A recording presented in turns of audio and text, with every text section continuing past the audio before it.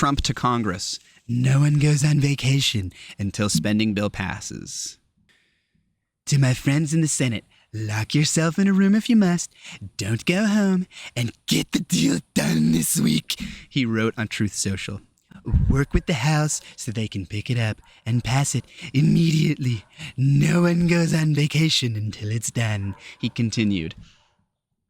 Trump's demands come as the bill still faces an uphill climb ahead of Republicans' self-imposed July 4th deadline, as persistent policy clashes continue to divide Senate Republicans and questions remain over whether the House will ultimately accept the Senate version of the mega bill. The bill is currently with the upper chamber, where Senate Majority Leader John Thune insisted Monday that he's pushing ahead with a vote this week, even as some GOP lawmakers continue to balk at key provisions such as its effect on the federal deficits and the state and local tax deduction cap, or SALT. Yeah, so this my understanding is that this entire bill is insane, that it's so insane, in fact, that there are a number of provisions that the Republicans are arguing with themselves about, that there are a few provisions that a number of Republicans have said, guys, I don't know if I'm in support of this. Even I'm part of the crazy party, and even I am saying this is a little too crazy.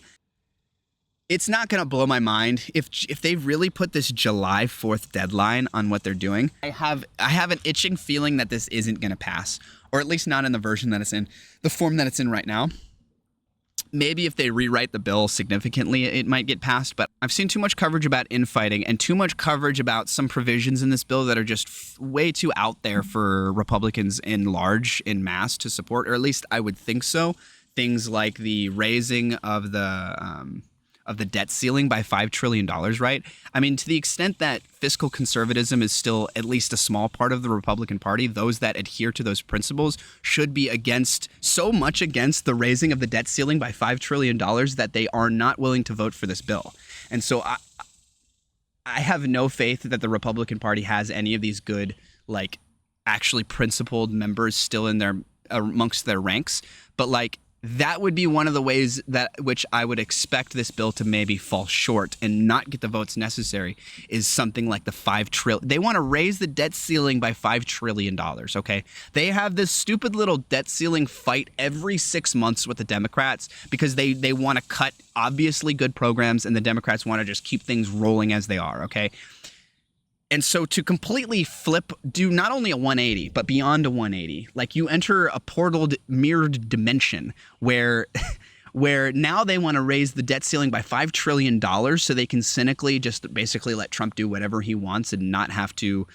I'm not going to be shocked if this doesn't pass, okay? I have an itching feeling that this is somehow not going to pass.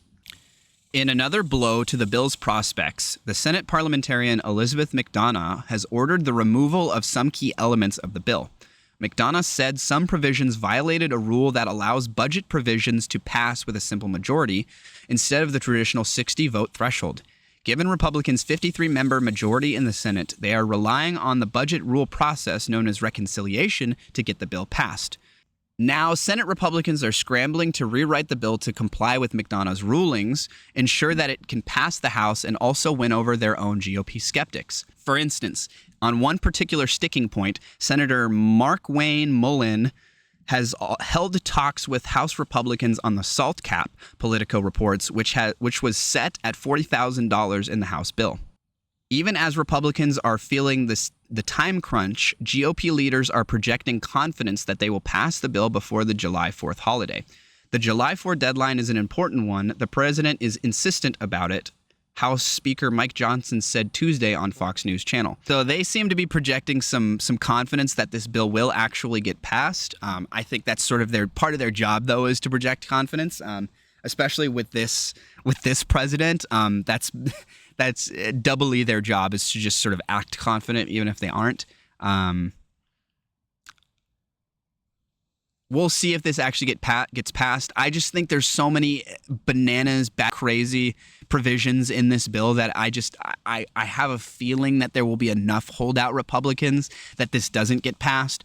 But, like, honestly, there are so many things about politics nowadays that I would say the same thing, and that's just not the case. I mean, Donald Trump was elected again. I mean, nothing matters anymore.